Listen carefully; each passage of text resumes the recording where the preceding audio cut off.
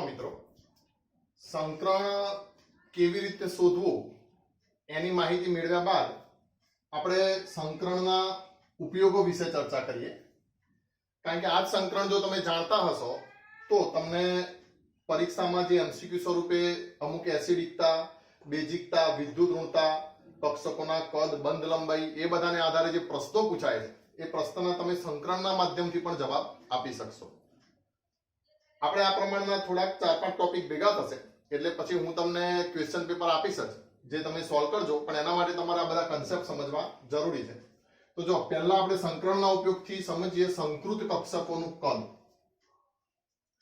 મતલબ તમને કોઈ એમ પૂછે કે કઈ કક્ષક મોટી હશે sp2 કે sp3 તો અહીંયા કને આપણે મેં તમને કીધું શોર્ટમાં જ વાતો કરીશું બહુ બધી લાંબી પળોજણમાં પડીશું નહીં તો તમે નોંધતા આવજો સંકૃત કક્ષકોનું કદ જે છે એ s લક્ષણના વ્યસ્ત પ્રમાણમાં હોય मतलब संकृत कक्षक में जेम s लक्षण ओछू एम एनु कद केवू वधारे फरीथी s लक्षण ओछू एम संकृत कक्षकोनुं कद केवू वधारे कारण के आ बंने केवा प्रमाणमां छे व्यस्त प्रमाणमां हवे सवाल ए के s लक्षण कोने कहेवाय तो समझो हूँ तमने एम पूछूं sp कक्षक में s लक्षण बराबर तो तमारे जोवानुं आ s कक्षक 1 छे तो आ मूकी दीधुं 1 कुल કેટલી કક્ષક છે તો 1s અને 1t તો મૂકી દીધું 2 અને ગુણ્યા ટકામાં શોધવા હોય તો કેટલા કરી નાખવાના 100% એટલે s લક્ષણ કેટલા ટકા આવશે 50% સીધી વાત છે એ જ રીતે જો તમને કોઈ પૂછે sp3 કક્ષકમાં s લક્ષણ તો તમે સીધું જ શું મૂકશો 1 કારણ કે 1s છે પછી ટોટલ 4 કક્ષક કેમ કે 3p અને 1s ગુણ્યા 100% तो स्वाभाविक है કેટલા ટકા થયા 25% થયા કોઈ પૂછે sp2 કક્ષકમાં s લક્ષણ આપી દો આનો જવાબ ચલો કેટલો થશે બરાબર આ તો મોડે જ ગણી શકાય ને 1/3 ગુણ્યા 100 એટલે કેટલા થશે 33.33% sp3d તો 5 કક્ષક થઈ તો 1/5 ગુણ્યા 100 sp3d2 તો 1/6 ગુણ્યા 100 તો ओम तो टका ना गणो तो सीधू खबर पड़ी जाए जेम जेम कक्षकोनी संख्या વધતી જશે એમ એના પ્રમાણમાં s લક્ષણ સ્વાભાવિક છે કેવું થતું જશે ઓછું થતું જશે આ જ રીતે તમે p લક્ષણ ગણી શકો d લક્ષણ ગણી શકો એ રીતે ટકા ઉપરથી એ લક્ષણનું પ્રમાણ કેટલું છે એ ગણી શકો બરાબર તો હવે શું કહો છો સંકૃત કક્ષકોનું કદ જે છે એ s લક્ષણના કેવા પ્રમાણમાં હશે વ્યસ્ત પ્રમાણમાં મતલબ તમને એમ પૂછવામાં આવ્યું આ બધું હું પૂછી નાખું છું બોર્ડ નાનું છે એટલે તમે શું કરજો એવું હોય ના ખબર પડે નોંધવા માટે વિડિયો પોઝ કરીને નોંધી લેજો અત્યારે આપણે શું ભણીએ છીએ કદના આધારે ભણીએ છીએ તો હવે આ તો તમને ખબર પડી s લક્ષણ કઈ રીતે ગણશું હવે તમને એમ પૂછી નાખે કે કઈ કક્ષક મોટી હશે sp2 કે sp3 તો તમે હવે તરત જ કહી દેશો s લક્ષણ કોનામાં આનામાં ઓછું છે તો કઈ sp3 કક્ષક મોટી હશે sp કક્ષક n થી નાની હશે sp3d કક્ષક n થી મોટી હશે sp3d2 કક્ષક n થી મોટી હશે બરાબર તો આ રીતે તમે સંકૃત કક્ષકોનું શું જાણી શકો કદ જાણી શકો એક વાત બીજો પોઈન્ટ આપણે જોઈએ હવે વિદ્યુત ઋણતા ધ્યાન રાખજો પહેલો કયો ભણ્યા સંકૃત કક્ષકોનું કદ જે તમે ખાસ નોંધી દેજો હવે બીજો પોઈન્ટ આપણે શું જોઈશું વિદ્યુત ઋણતા જોઈશું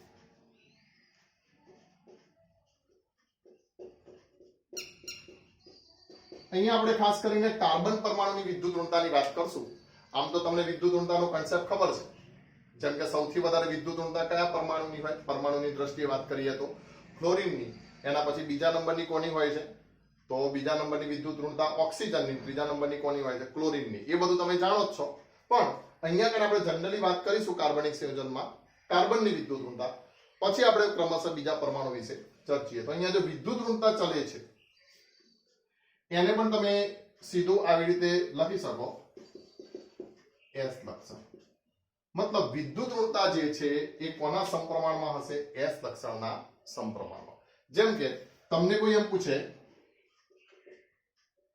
CH3 number 1 number 2 CH triple bond CH તો આ બંનેમાં જે કાર્બન છે, એક તો આ કાર્બન ગણીએ, આમાં આ કાર્બન ગણીએ, તો આ બંનેના કાર્બન પૈકી કયા કાર્બનની વિદ્યુત ઋણતા વધારે હશે? તો પણ સીધું ખબર પડી ગઈ. હવે તમને ખબર છે કે આ કાર્બનનું સંકરણ કયું છે? sp3. જ્યારે આ કાર્બનનું સંકરણ કયું છે? sp. બરાબર. એ તો હવે સીધું તમે ગણી શકો છો. તો આ કાર્બનનું સંકરણ sp છે, તો s લક્ષણ કોનામાં વધી જવાનું? આમાં વધી જવાનું. માટે આની વિદ્યુત ઋણતા કેવી થઈ જશે? વધી જશે. સમજ પડી? વાત કાર્બનની જ છે, પણ આ કાર્બન કયું સંકરણ ધરાવે છે? sp3. અને આ કાર્બન કયું સંકરણ ધરાવે છે? sp. તો s લક્ષણ વધી ગયું, તો આ s લક્ષણ ધરાવતા કાર્બનની વિદ્યુત ઋણતા કેવી થઈ જશે? વધી જશે. તો વિદ્યુત ઋણતા જે છે એ સીધું જ કોના ઉપર આધાર રાખશે? કાર્બન માટે એના s લક્ષણ ઉપર આધાર રાખશે. બીજી વાત. હવે ત્રીજી વાત, એસિડિકતા. તો જુઓ, તમને ખબર છે એસિડિકતા ને સીધો સંબંધ સામાન્ય રીતે આપણે જે મોટા ભાગે જે જોઈએ છે, તો એસિડ આપણે આર્હિનેસના મત મુજબ કોને કહીએ છીએ? જલીય દ્રાવણમાં જે H+ મુક્ત કરે એને આપણે શું કહીએ છીએ? એસિડ. તો H ઉપર જેટલો ધન વીજભાર વધારે હશે એટલા એ H ની એસિડિકતા, એટલા એ હાઇડ્રોજનની એસિડિકતા કેવી હશે? વધારે હશે. એક વાત. બીજું, હવે આ હાઇડ્રોજન કોના સાથે જોડાયેલો છે? મતલબ હાઇડ્રોજન જેમ વધુ વિદ્યુત ઋણ પરમાણુ સાથે જોડાયેલો હશે એમ એની વિદ્યુત ઋણતા કેવી હશે? વધારે હશે. તો અહીંયા જેટલો વધારે વિદ્યુત ઋણ પરમાણુ સાથે હાઇડ્રોજન જોડાયેલો હશે એમ એની એસિડિકતા કેવી હશે? વધારે હશે. તો એસિડિકતા માટે અહીંયા કને આપણે હાઇડ્રોજનનો પર્પસ લઈશું કાર્બનિક સંયોજનો માટે. એટલે અહીંયા કને હું આવો મુદ્દો બનાવું છું, હાઇડ્રોજનની એસિડિકતા ચલે છે. તો સ્વાભાવિક છે એસિડિકતાનો સીધો સંબંધ કોના સાથે? તો હાઇડ્રોજન કોની સાથે જોડાયેલો છે? એ પરમાણુની વિદ્યુત ઋણતા ઉપર. તો H ની એસિડિકતા કોની સાથે ચલે છે? તો H સાથે જોડાયેલા પરમાણુની વિદ્યુત ઋણતા. બરાબર. આ વાત સમજો. હાઇડ્રોજનની એસિડિકતા એ સીધી કોના સાથે સંબંધિત છે? તો H સાથે જોડાયેલા પરમાણુની વિદ્યુત ઋણતા. બીજું, વિદ્યુત ઋણતા કોની સાથે સંબંધિત છે સીધી? તો S લક્ષણ સાથે સંબંધિત છે. અને આ S લક્ષણ જે છે એ તમે હવે ગણતા શીખી ગયા છો. તો હવે તમને અહીંયા કને ક્વેશ્ચન પૂછું છું હું, જેમ કે CH3 ethane, CH2 double bond, CH triple bond CH, આવું રાખીએ, CH ટ્રિપલ બોન્ડ CH અને CH2 ડબલ બોન્ડ CH2 ને એસિડિકતાના ચડતા ક્રમમાં ગોઠવો.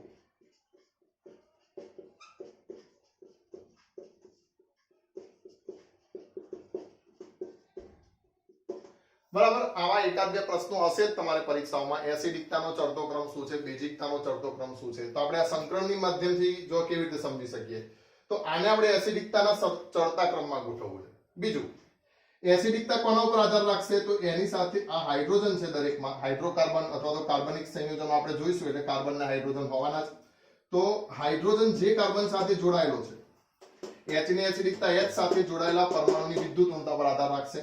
તો હાઇડ્રોજન જે કાર્બન સાથે જોડાયેલો છે એ કાર્બનની વિદ્યુત ઋણતા પર આધાર રાખશે. બીજું, વિદ્યુત ઋણતા કોના પર આધાર રાખશે? S લક્ષણ ઉપર આધાર રાખશે. તો સમજો, હવે તમને સંકરણ ગણતા આવડે છે. આનું સંકરણ કયું થઈ ગયું? sp3. અહીંયા આ કાર્બનનું સંકરણ કયું થઈ ગયું? sp. એ જ રીતે આનું સંકરણ કયું થઈ ગયું? sp2. તો હવે સીધું જ તમે સમજી શકશો કે વધુ વિદ્યુત ઋણ કાર્બન કયો છે? આ છે. ખ્યાલ આવે છે જે કહું છું? વધુ વિદ્યુત ઋણ કાર્બન આ છે, તો એની સાથે જે આ H જોડાયેલો છે એની એસિડિકતા કેવી હશે? વધુ હશે. એટલે જો હું આ હાઇડ્રોકાર્બન સંયોજન છે, આલ્કેન, આલ્કીન અને આલ્કાઇન, એની વિદ્યુત ઋણતાની વાત કરું, એસિડિકતાના ચડતા ક્રમમાં ગોઠવો, તો S લક્ષણ કોનામાં આમાં સૌથી ઓછું થઈ ગયું? તો સૌથી ઓછામાં ઓછી એસિડિકતા કોની હશે? ઇથેનની હશે. ખબર પડી ને જે કહું છું એ? S લક્ષણ આમાં કેવું? સૌથી ઓછું. S લક્ષણ ઓછું એટલે વિદ્યુત ઋણતા ઓછી. વિદ્યુત ઋણતા ઓછી એટલે એની સાથે જોડાયેલા હાઇડ્રોજનની એસિડિકતા પણ કેવી? ઓછી. એટલે સંયોજનનું એસિડિક લક્ષણ પણ કેવું થઈ ગયું? ઓછું થઈ ગયું. તો આ CH3 CH2 double bond CH2 અને CH ટ્રિપલ બોન્ડ CH. તો આ શું થયું?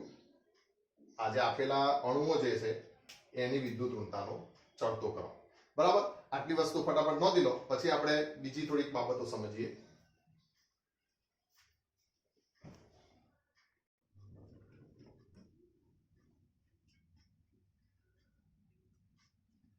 જો એક એસિડિકતા બેઝિકતાને લગતો એક આપણે બીજો પ્રશ્ન જોઈએ.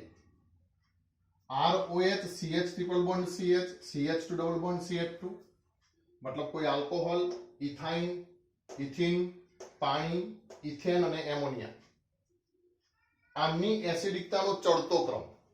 તો જુઓ, તમે વિચારીને લખી શકો શું ચડતો ક્રમ થશે, તમે વિચાર કરી શકો છો. અહીં આપણે એસિડિકતાની વાત કરીએ છીએ અને તમને આગળ મેં કીધું કે એસિડિકતા જે છે એ હાઇડ્રોજન જે પણ પરમાણુ સાથે જોડાયેલો હશે પરમાણુની વિદ્યુત ઋણતા ઉપર આધાર રાખશે.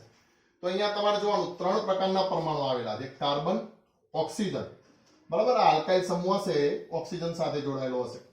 બીજું પાણી અને આ નાઇટ્રોજન. તો સ્વાભાવિક છે કાર્બન, ઓક્સિજન અને નાઇટ્રોજન એ ત્રણમાં વિદ્યુત ઋણતા કોની વધારે છે? ઓક્સિજનની વધારે છે. પણ આવા ઓક્સિજન વાળા બે છે એટલે ધ્યાન રાખજો. દાખલા તરીકે આને હું આ રીતે લખું ROH અને પાણીના આ રીતે લખું HOH. પણ સમજો અહીંયા હાઇડ્રોજન સીધો જ ઓક્સિજન સાથે જોડાયેલો છે, જ્યારે અહીંયા કને આ આલ્કાઇલ સમૂહ જે છે ઓક્સિજન સાથે જોડાયેલો. જેમ કે અહીંયા કને હું મિથાઇલ સમૂહ જોડ દઉં તો એક કાર્બન આના સાથે જોડાયેલો છે, પણ ઓક્સિજન કાર્બન આના સાથે, હાઇડ્રોજન સીધો આના સાથે જોડાયેલો નથી. માટે આ ઓક્સિજન વાળા જે છે એમાં સૌથી વધુ વિદ્યુત ઋણતા જે છે એ કોની થશે? તો આ H2O ની થશે. મતલબ ઓક્સિજન એટલે વધારે એસિડિકતા આલ્કોહોલ અને પાણીમાં જોઈશું તો કોની થશે? પાણીની થશે. બરાબર? તો આપણે તો લખવાનો છે ચડતો ક્રમ. તો એક આ વસ્તુ ધ્યાનમાં રાખો, એક તો કોની? પાણીની સૌથી વધારે આવશે, બીજા નંબરની એનથી ઓછી કોની આવશે? આની આવશે. એક વાત. બીજું પછી આ ઇથેન, ઇથિન ને ઇથાઇન ને ઇથેન ને બધા તો આપણે જોયા હમણાં. તો પહેલા કાર્બન છે એટલે પહેલા આપણે આને લખી દઈએ તો સૌથી ઓછી વિદ્યુત ઋણતા કોની? CH3 સોરી હો, એસિડિકતા. પછી એનથી વધારે CH2 ડબલ બોન્ડ CH2. પછી અહીંયા એક અપવાદ તમારે ખાસ યાદ રાખવાનો, ભલે કાર્બન કરતા નાઇટ્રોજનની વિદ્યુત ઋણતા વધારે છે પરમાણુની દ્રષ્ટિએ, પણ જ્યારે અહીંયા ટ્રિપલ બોન્ડ વાળો કાર્બન હોય એટલે કે sp સંકરણ વાળો કાર્બન હોય તો કોની વિદ્યુત ઋણતા વધી જશે? આ નાઇટ્રોજન કરતા પણ આ કાર્બનની વિદ્યુત ઋણતા વધી જશે. કારણ કે અહીંયા સંકરણ sp થશે અને અહીંયા સંકરણ કયું થશે? sp3 થશે. બરાબર? સિંગલ બોન્ડ આવવાનું એટલે અહીંયા નાઇટ્રોજનનું સંકરણ કયું છે? sp3. પણ એસિડિકતા કોની વધી જશે? આ કાર્બનની વધી જશે. બરાબર? તો જુઓ અહીંયા કને પછી મારે લખવું હોય એસિડિકતામાં તો પહેલા NH3 લખીશ ને પછી CH ટ્રિપલ બોન્ડ CH લખીશ. આ બંને કરતા તો ઇથાઇન વધારે છે જ, પણ એમોનિયા કરતા પણ ઇથાઇન જે છે એ કેવો ગુણધર્મ ધરાવતો હશે? વધારે એસિડિક ગુણધર્મ ધરાવતો હશે. જો એસિડિકતા માટે આપણે બે લક્ષણ કીધા. એક તો સમાન પરમાણુ હોય તો આપણે શું ગણતા હતા? S લક્ષણ ગણતા. પણ અલગ અલગ પરમાણુ હોય તો વિદ્યુત ઋણતા પણ જોઈતા. બરાબર? તો અહીંયા S લક્ષણના કારણે કાર્બનની વિદ્યુત ઋણતામાં એટલો બધો વધારો થઈ જાય છે કે એ નાઇટ્રોજન કરતા પણ શું થઈ જાય છે? વધી જાય છે. એટલે sp સંકૃત ધરાવતો કાર્બન એ sp3 સંકૃત નાઇટ્રોજન કરતા પણ વધુ વિદ્યુત ઋણ હોય, માટે એની એસિડિકતા પણ કેવી હોય? વધારે હોય. એટલે આપણે આને અહીંયા મૂક્યું. પછી અહીંયા મેં તમને કીધું કે આ ROH અહીંયા લખ્યો અને પછી અહીંયા કને શું લખીશ? પાણી. આની અંદર પણ અપવાદ છે મિત્રો. આ આલ્કાઇલમાં દાખલા તરીકે હું ચલો બે લઈ લઉં, CH3 CH2OH પછી CH3OH અને પછી આપણે શું કહેશું? HOH. જો એનો આ બેમાં વેચી દીધો તો અહીંયા કને આપણે લખશું C2H5OH. મતલબ CH3 CH2OH એની એસિડિકતા મતલબ ઇથેનોલની એસિડિકતા એના કરતા કોની એસિડિકતા વધારે હશે? H2O ની. અને H2O કરતા પણ વધારે કોની એસિડિકતા હશે? CH3OH. મતલબ કોની હશે? મિથેનોલની એસિડિકતા હશે. બરાબર? તમને એમ થાય કે આ તો સાલું આપણે ભણ્યા એનાથી સાવ ઊંધું થઈ ગયું, પણ એક બે અપવાદો જે છે એ આની અંદર તમારે યાદ રાખવાના છે. અહીંયા નોર્મલી વાત સમજો. અહીંયા મેં કીધું કે આ C2H5 જે છે તો આનો હાઇડ્રોજન એ સીધો ઓક્સિજન સાથે જોડાયેલો નથી. આ હાઇડ્રોજન કોની સાથે જોડાયેલો છે? કાર્બન સાથે. તો CH3 માં પણ એવું જ થવાનું ને. દાખલા હું અહીંયા લખી દઉં છું કે અહીંયા કને CH H અને H, તો CH3 માં પણ શું એવું જ થવાનું? આ OH. તો આ કાર્બન જોડાયેલો છે પણ આ હાઇડ્રોજન સીધો ઓક્સિજન સાથે જોડાયેલો નથી. છતાં પણ પાણી કરતા મિથેનોલની એસિડિકતા વધુ થાય છે. કેમ? તો એનું એક કારણ છે કે પાણી જે છે એનું બંધારણ આ રીતનું છે. એટલે એ પાણીનો અણુ જે છે એ હાઇડ્રોજન બંધ બનાવવામાં વપરાઈ જાય. પાણીમાં વધારે હાઇડ્રોજન બંધ બને છે. કોના પ્રમાણમાં? મિથેનોલના પ્રમાણમાં. જેમ કે પાણીમાં જો આ ઓક્સિજન પણ હાઇડ્રોજન બંધ બનાવશે, બીજો આ હાઇડ્રોજન પણ બનાવશે, આ હાઇડ્રોજન પણ બનાવશે. જ્યારે મિથેનોલમાં હાઇડ્રોજન બંધ જે છે એ પ્રમાણમાં પાણી કરતા કેવા બને છે? ઓછા બને છે. એટલે અહીંયા હાઇડ્રોજન મુક્ત થવાની જગ્યાએ હાઇડ્રોજન બંધ બની જાય છે, જેથી પાણીની એસિડિકતા મિથેનોલ કરતા કેવી થઈ જાય છે? ઓછી થઈ જાય છે. એટલે આલ્કોહોલમાં આપણે એક ખાસ અપવાદ યાદ રાખશું. બધા જ આલ્કોહોલની એસિડિકતા પાણી કરતા ઓછી, પણ એકમાત્ર આલ્કોહોલ એવો છે કે જેની એસિડિકતા પાણી કરતા વધારે છે, ને કયો છે? મિથેનોલ. બરાબર. એટલે આ તો પ્રશ્ન કરતા તમે આ ચડતો ક્રમ એક ખાસ યાદ રાખજો. એટલે પરીક્ષામાં આમાંથી ગમે તે પૂછાય તો તમને આ ચોક્કસ ક્રમ યાદ હોવો જોઈએ. આ એક વાત. બીજું સમજો, આ તો આપણે સંકરણના આધારે થોડી ઉપર છેલ્લી વાતો કરીએ છીએ કે સંકરણનો ઉપયોગ S લક્ષણના ઉપયોગના આધારે આપણે કેવી રીતે એસિડિકતા ગણી શકીએ. એસિડિકતા અને બેઝિકતા પરફેક્ટલી ગણવા માટે બીજા પણ કન્સેપ્ટ છે જે આપણે આ GOC માં જ આગળ ભણીશું. તો એક વસ્તુ આ હતી. હવે તમને એ ખબર છે એસિડ જેટલો વધારે પ્રબળ એટલો એનો સંયુગ્મી બેઝ નિર્બળ. ખ્યાલ આવે છે ને? એસિડ જેટલો વધારે પ્રબળ એટલો એનો સંયુગ્મી બેઝ નિર્બળ, અને એ જ પ્રમાણે એસિડ જેટલો વધારે નિર્બળ એટલો એનો સંયુગ્મી બેઝ કેવો? પ્રબળ. તો સમજો આ જ વસ્તુમાં મેં અહીંયા કને સૌથી નિર્બળ કોણ છે? આ ઇથેન. તો ઇથેનનો સંયુગ્મી બેઝ તમને ખબર છે કોઈ પણ એસિડનો સંયુગ્મી બેઝ લખવા માટે શું કરવાનું? તો એક H+ દૂર કરી નાખવાના. એટલે જો આનો સંયુગ્મી બેઝ હવે લખું છું, એટલે અહીંયા આવું લખી નાખું. ધેરફોર સંયુગ્મી બેઝની બેઝિક પ્રબળતા. ધ્યાન રાખજો, એસિડ ઉપરથી આપણે શું જોઈશું? એસિડના જે સંયુગ્મી બેઝ છે એની બેઝિક પ્રબળતા. તો આ એસિડ સૌથી વધારે નિર્બળ છે, તો આનો સંયુગ્મી બેઝ એટલે CH2-. સમજો મેં શું કર્યું?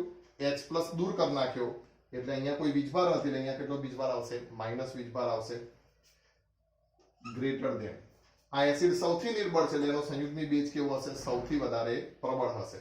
તો આનો સંયુગ્મી બેઝ કઈ રીતે લખી શકાય? CH2 ડબલ બોન્ડ CH, એક H કાઢી નાખું, આવી રીતે લખાશે.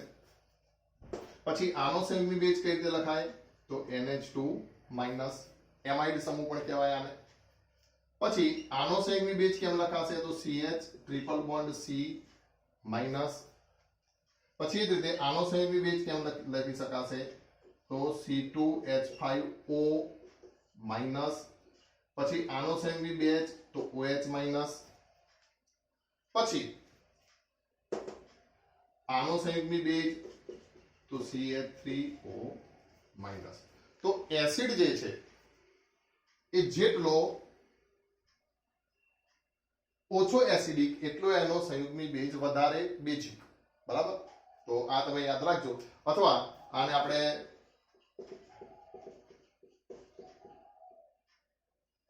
નોટથી લખવું હોય તો પણ લખી શકીએ.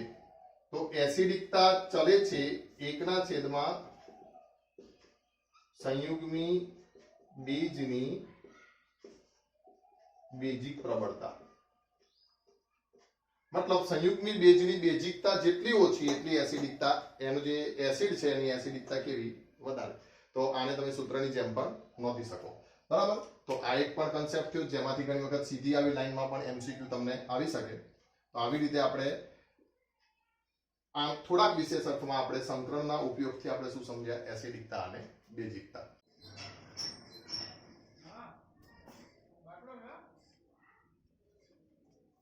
જો એક રેર બાબત આપણે ચર્ચી લઈએ. જેમ કે વિદ્યુત ઋણતાના આધારે આ એક નોંધ તમે યાદ રાખો, અમુક પ્રકારના એમસીક્યુ માંથી આવતા હોય છે. જેમ કે sp3 સંકૃત કાર્બન તો કેવો હોય? વિદ્યુત ધન જ હોય. ધ્યાન રાખજો, sp3 સંકૃત કાર્બન હશે તો કેવો હશે? વિદ્યુત ધન. sp2 સંકૃત કાર્બન એ વિદ્યુત ધન કે વિદ્યુત ઋણ ગમે તે હોઈ શકે છે. જ્યારે sp સંકૃત કાર્બન એ કેવો હોય? વિદ્યુત ઋણ જ હોય. બરાબર. દાખલા તરીકે તમને એમ પ્રશ્ન પૂછે CH2 double bond CH plus માં ચિહ્નિત કાર્બનનો પ્રકાર. માની લો કે ઓપ્શન એ આપ્યો છે વિદ્યુત ઋણ, ઓપ્શન બી આપ્યો છે વિદ્યુત ધન, ઓપ્શન સી એ અને બી બંને હોઈ શકે, ઓપ્શન ડી એક પણ નહીં. બરાબર. એવી રીતે 4 ઓપ્શન આવેલા હોય, પણ મેઇન તો આ જ કહીએ વિદ્યુત ઋણ અથવા તો વિદ્યુત ધન. તો સમજો હવે અહીંયા તમારે શું કરવું પડે? તો આનું સંકરણ ગણવું પડે. ચિહ્નિત મતલબ ચલો ચિહ્નિત કરી દો. તો આનું સંકરણ ગણવું પડે. જેમ કે આ CH2 ડબલ બોન્ડ C અને આ H, એટલે આ ધન જોડાયેલો છે. હવે સંકરણ ગણવા માટે તમારે કુલ ઇલેક્ટ્રોન પેરની જરૂર પડે. તો એમાં પહેલા આપણે બોન્ડ પેર ગણીશું.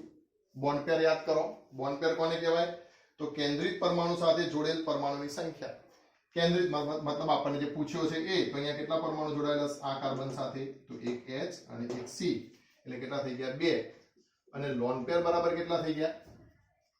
તો લોન પેર ધન વીજભાર છે, માટે લોન પેર કેટલું? 0. ખબર છે ને? જો ધન વીજભાર હોય, મુક્ત મૂલક હોય, પાઈબંધ હોય તો પણ લોન પેર કેવી લઈ લેવાની? 0 લઈ લેવાની. એક જ કિસ્સામાં લોન પેર ગણવાની, ક્યારે? જ્યારે અબંધકારક ઇલેક્ટ્રોન યુગ્મ અથવા ઋણ વીજભાર આપેલો હોય ત્યારે. તો ધેરફોર ઇલેક્ટ્રોન પેર કેટલી થઈ ગઈ? 2 + 0 એટલે આ 2. ધેરફોર સંકરણ, એનું સંકરણ કયું થઈ ગયું? તો sp.